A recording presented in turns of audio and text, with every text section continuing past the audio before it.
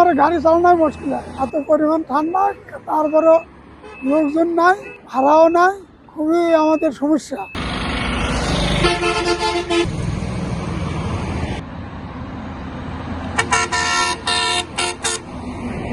প্রচুর ঠান্ডা, না বাড়ি থেকে তো বাড়ানোই যাচ্ছে না, আর সূর্য থাকলে তো তাপ নাই, সূর্য তো উঠছেই না।